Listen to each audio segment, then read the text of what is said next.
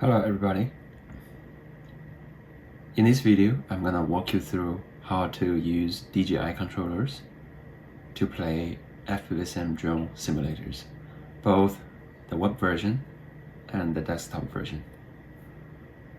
So DJI controllers is a little bit more involved than OpenTX based controllers in that it requires an extra software to run in order for the controller to be recognized as an external gamepad or joystick.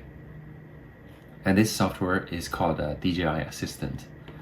So if you just search for DJI Assistant, you might find there are different versions, like Consumer Drone Series, Enterprise Series. For our case, since we're using the DJI RC3, this is an RC3 controller, just use the Consumer Drone Series. Depending on your device, download the correct DJI Assistant.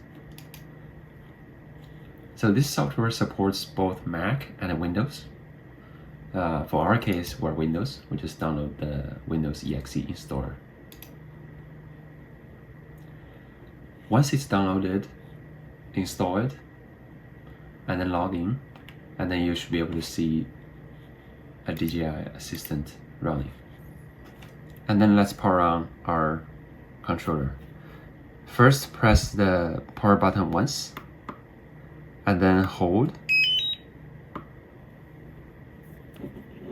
Now you can connect it. Once it's connected, the DJI Assistant software will recognize it. Then we're good with this software. Now let's take a look at how we calibrate the controller with FPVSIM drone simulators. We'll walk through the desktop version first, and then we'll walk through the web version. Let's launch FPVSIM drone simulator. Okay, here we have launched our FPVSIM drone simulator desktop version. You no longer need to log in to use the game. We have been hearing your feedback, so we have made some changes for the latest version. So to calibrate the controller, go to Options and click Calibrate Gamepad.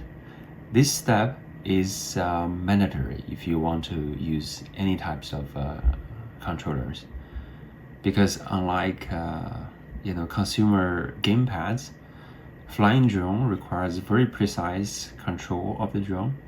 That's why we need this calibration process, which is mandatory.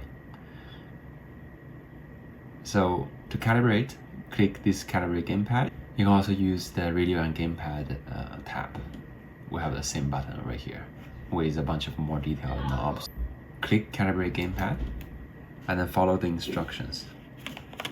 First step is to move every stick to its extreme so we can detect range. And then we move throttle all the way up, roll all the way right, pitch all the way up, yaw all the way right. And then we're basically done. Now this controller is calibrated.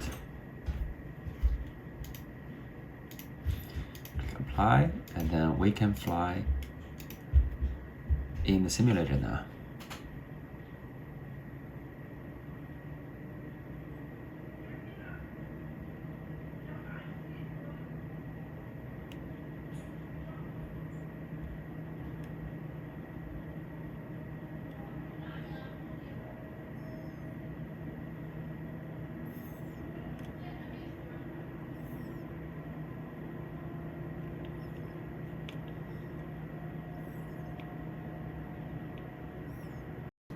Now let's take a look at how to calibrate the browser version.